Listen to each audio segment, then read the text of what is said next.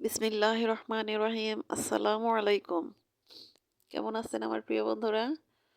আশা করি যে যেখানে যে অবস্থায় থাকুন না কেন অনেক অনেক ভালো আছেন, সুস্থ আছেন। আমিও আল্লাহর অশেষ রহমতে আপনাদের সকলের দয়ায় আলহামদুলিল্লাহ ভালো আছি। কাছে কিংবা দূরে, দেশ ও দেশের বাহির থেকে যে যেখান থেকে এই মুহূর্তে আমার এই ভিডিওটা দেখতেছেন, আমার এই ভিডিওটার সাথে যুক্ত আছেন, তাদের সবার প্রতি রইল আমার মন থেকে অনেক অনেক দোয়া এবং আন্তরিক ভালোবাসা। তো বন্ধুরা, ভিডিও শুরুতে একটা জিনিস চাইবো, সেটা হলো লাইক। যারা এই মুহূর্তে আমার ভিডিওটা দেখতেছেন, লাইক দিতে যদি ভুলে যেয়ে থাকেন তাহলে অবশ্যই এই মুহূর্তে একটা লাইক দিয়ে দিবেন। আপনাদের একটি লাইক আমার কাছে অনেক অনেক মূল্যবান। তো ভিডিও শুরুতে এই কথাটা না বললে হয়তো আপনারা ভুলে যাবেন, সে কারণে ভিডিও শুরুতে এই কথাটা বলা জরুরি মনে করে বললাম। তো প্রতিদিনই বলি, হয়তো আপনারা বিরক্ত মনে করেন। তো যদিও মনে করেন বিরক্ত, তারপরও কিছু করার নেই, কারণ না বললে তো দিবেন না, সে কারণে চেয়ে নিতে হয়।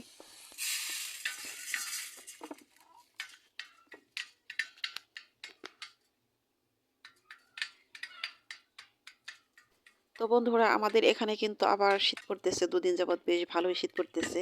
তো আমি তো টাঙ্গাইল জেলা থেকে বলছি, তো জানি না কোন কোন জেলায় কীরকম শীত পড়তেছে। তবে দুপুরবেলা যখন রোদ ওঠে তখন কিন্তু মনে হয় যে এটা ফাল্গুন মাস চলে এসেছে। আর আমার শ্বশুর বাড়িতে শীত এমনিতে অনেক কম, কারণ চারপাশে একদম আটকানো, বাহিরের কোনো বাতাস বাড়ির ভিতরে ঢুকতে পারে না। শীতের দিনে ভালোই লাগে, কিন্তু গরমের দিনে অনেক কষ্ট, বাহিরের কোনো বাতাস আমরা পাই না। সব দিক কেমন যেন আটকানো। এক সাইড যদি খোলা থাকতো বাহিরের, তাহলে কিন্তু বাতাস আসতো, ভালো লাগতো। তো গরমের দিনে আমাদের অনেক কষ্ট হয়, তখন ভালো লাগে না। তো সামনে গরম আসবে সেটা মনে করলে কেমন যেন অস্থির অস্থির ভাব লাগে। তো যাদের বাড়ির এক সাইড খোলা আছে, এক পাশ খোলা থাকে, তাদের কিন্তু গরমে এত কষ্ট হয় না। যতই ফ্যানের বাতাস থাক, তারপরও আল্লাহর রহমতের একটা বাতাস, সেটা যদি একটু শরীরে এসে লাগে তাহলে কিন্তু শান্তি আলাদা। তো বন্ধুরা, সকালবেলা বাসি কাজ করে তারপরে বাসি ভাত খেলাম। বাসি ভাত ছিল, সে ভাতগুলো আমি খেলাম। তো আমি একা বসে খেলাম, ছেলে আবার বাহিরে রোদে বসে খাইতেছে। তো আমি তো বাড়ির বউ মানুষ, ইচ্ছাগুলো বাহিরে বসে কোনো খাবার খেতে পারি না, আর এটা আমার অভ্যাসও নেই। আমি বাহিরে কখনো কোনো খাবার খাই না। তারপরে খাবার খেয়ে তারপরে একটু শীত ধরেছিল, যেহেতু ঠান্ডা ভাত খেয়েছিলাম। তারপরে সিঁড়িতে কিছুক্ষণ বসে তারপরে এ তো কাজ করতেছি। তো আমি যে কিছুদিন আগে শসা বীজ আর হলো করলা বীজ লাগিয়েছিলাম, সেগুলো মাশাল্লাহ জ্বালিয়ে উঠেছে। তো সেগুলো দেখে ভালো লাগলো। তারপরে আবার আরেকটা বালতিতে আমি সেই বীজগুলো লাগিয়ে দিলাম। এই যে দেখুন, এই যে গজিয়েছে, দেখে ভালোই লাগে। তো যখন একটা জিনিস বোনা হয়, সে জিনিসটা যদি সুন্দরভাবে ও হয় তাহলে কিন্তু অনেক ভালো লাগে। তো একটা জিনিস বোনার পর সেটা যদি দেখি যে সেটা হয়ে গেছে, আমার মন চায় যে আমি আরো বুনি, এরকম লাগে। তো তার মধ্যে আবার এই যে কিছু ফুল গাছও বুনতেছি, এটা হলো পর্তুলিকা। তো পর্তুলিকা গাছ আমার কিছু কাজ আছে, সেগুলো করতে হবে, কারণ পুরাতন গাছ ছিল, সেগুলো আবার নতুন করে মাটি ফেলে আবার নতুন মাটি দিয়ে লাগাবো। তো তার মধ্য থেকে কিছু গাছ এনে আমি এই যে লাগিয়ে দিলাম, কারণ সামনে তো এই পর্তুলিকা ফুলের সিজন, তখন এই ফুলই বেশি দরকার হবে। কারণ আমার বাগানে যে ফুলগুলো এখন আছে, এই ফুলগুলো আর থাকবে না, এগুলো নষ্ট হয়ে যাবে। ওই ফুলগুলোই আবার আমার বাগানটাকে সুন্দর করে সাজিয়ে রাখবে। সে কারণে যত্ন সহকারে আমি এই গাছগুলো বুনতেছি সব ধরনের। তো আমি চাই আমার বাগানে যেন সবসময় কোনো না কোনো ফুল ফুটে থাকে, দেখতে যেন ভালো লাগে। তো বাগানের কাজ করলাম, তারপরে তো আমাদের গাছের বড়ই পাড়ার ধুম লেগেছে। তো বড়ই গাছ এমন একটা জিনিস, একবার ঝাঁকুনি দিলে সব পোলাপান এসে হাজির হয়, দেখতে খুব ভালো লাগে। তো এই বড়ইগুলো আরো 15 দিন আগে থেকে সব পোলাপানে একটা একটা করে পেড়ে খায়, পাকার আগেই ওরা খায়। তো পোলাপান তো ওটা বুঝে না, তো পোলাপান তো খাবেই। বড়ই এমন একটা জিনিস, ফল বলতেই এটার মধ্যে পোলাপানের নেশাটা একটু বেশি থাকে। তো আমরা চিন্তা করি যে কখন পাকবে তারপরে আমরা খাবো, কিন্তু ওরা তো সেটা আর বুঝে না। তো সব পোলাপান মিলে আমরা সবাই মিলে এই বড়ইগুলো কুড়ালাম। তো বড়ইগুলো কুড়ানোর পর দুপুরবেলা সবাই মিলে আবার এই বড়ইটা কিন্তু মাখানো হয়েছিল। তো ভাবছিলাম যে ঢেঁকিতে পাড় দিয়ে তারপরে খাবো। তো অল্প কিছু নিয়ে আগে পাটার মধ্যে নিয়ে এই বড়ইগুলো মাখানো হয়েছে। তো আমি মাখাইনি, আমাদের এক ভাগ্না বউ আছে, তাকে দিয়ে মাখানো হয়েছিল। তো এদিকে কিছু পাড়া হইতেছে, ওইদিকে কিছু বড়ই মাখানো হইতেছে। আর বড়ই এই যে সব পোলাপানে মিলে কি সুন্দর কুড়াইতেছে, দেখেন কি ভালো লাগে। বড়ইগুলো কিন্তু দেখতে মাশাল্লাহ বেশ সুন্দর। যে কোনো ফল যখন পাড়ে তখন কিন্তু দেখতে ভালো লাগে। আর বিশেষ করে বড়ই, এটা তো অন্যরকম একটা ভালো লাগার জিনিস। তো আমি কুড়াইতেছি না, আমি শুধু ভিডিও নিয়ে ব্যস্ত। ভিডিও করতেছি।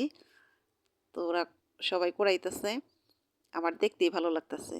তো আমিও কিছু কুড়ালাম, কুড়াতে ভালো লাগে। এই যে দেখেন কেমন ঝপঝপিয়ে পড়তেছে বড়ইগুলো। একদম টসটসে, আর খেতে এত মজা, অনেক মজা। অতটা টকও না, আবার মিষ্টিও না। তো এদিকে আবার এই যে বড়ই মাখানো শেষ হয়ে গেছে।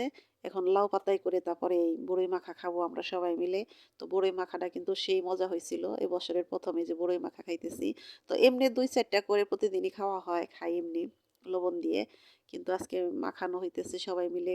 এটা খাওয়ার কিন্তু মজাই আলাদা। তার মধ্যে আছে ধনিয়া পাতা। অনেক মজা হয়েছিল, দেখেন কত দর্শক। সবাই খাইতেছে যে এটা হলো আমার পাতা। তো বড়ই মাখানো খাওয়ার পর তারপরে চলে এসেছি আমি আমার রান্নাঘরে। এখন আমি রান্না করব। তো আজকে রান্না করব হলো সবজি ভাজি করব। তো তার জন্য দিয়ে দিলাম পাঁচফোড়ন, কাঁচামরিচ, পেঁয়াজ দিয়ে দিলাম। আর সবজি দিব হলো গাজর, কপি, আলু, এই ৩টা দিয়ে আমি আজকে সবজিটা করব।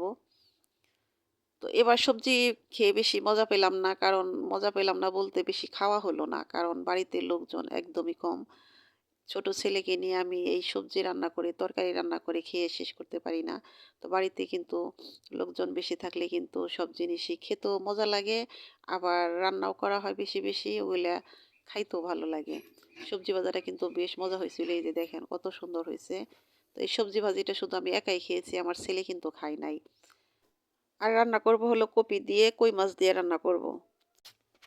তো জানি না কোন কোন বন্ধু এখন আমার এই ভিডিওটার সাথে যুক্ত আছেন, আমার এই ভিডিওটা দেখতেছেন। তো বন্ধুরা যদি লাইক দিতে ভুলে যান, আবার মনে করিয়ে দিলাম, মনে করে একটা লাইক দিয়ে দেন। একটা লাইক যে কতটা মূল্যবান সেটা কিন্তু আমরা সবাই জানি। আর যে ভিউজটা হয় সে তুলনায় কিন্তু ওয়াচ টাইম দেখলে একটু ভালো লাগে না, তারপরে লাইক সেটাও কিন্তু অনেকটা কম আসতেছে। তো প্লিজ বন্ধুরা এরকম করবেন না, এত অবহেলা করবেন না। একটু সহযোগিতা যদি না করেন তাহলে কিন্তু কিভাবে সামনে এগিয়ে যাব বলুন। অবশ্যই সবাইকে সবার সহযোগিতা করতে হবে, সবাই সবার পাশে থাকতে হবে। তো বন্ধুরা একটাই অনুরোধ করব, সেটা হলো ভিডিও দেখার যে নিয়মগুলো, সে নিয়মগুলো মেনে অবশ্যই আমরা সবার ভিডিও দেখব। এটাই আমি আপনাদের কাছ থেকে আশাবাদী, এটাই আমি আপনাদেরকে অনুরোধ করে বলছি। এই নিয়মটা সবাই মেনে ভিডিওগুলো দেখবো ইনশাল্লাহ। আর বন্ধুরা আমার কথা ও কাজে হয়তো অনেক ভুল আছে, প্লিজ আমার ভুলগুলো আমার সুন্দর দৃষ্টিতে দেখবেন। আমারও আমার পরিবারের জন্য আপনারা সবাই দোয়া করবেন। আল্লাহ পাক আমাকে যেন মানসিক শান্তি দেন, আমি এটুকুই আল্লাহর কাছে চাই। কি পেলাম কি না পেলাম, কি হারালাম কি না হারালাম সেটা বড় কথা নয়, আমি শুধু একটা শান্তি চাই, সেটা হলো মানসিক শান্তি। আমিও আপনাদের জন্য সবসময় মন থেকে এই দোয়াই করি, আপনারা সবাই ভালো থাকেন, সুখে থাকেন, মানসিক শান্তি নিয়ে বেঁচে থাকুন। আপনাদের মনের নেক আশাগুলো আল্লাহ পাক যেন পূরণ করে দেন। এই দোয়া আমি সবসময় আমার মন থেকে করি। তো আজকের মতো এখানেই বিদায় নিলাম। আল্লাহ হাফেজ। আসসালামু আলাইকুম।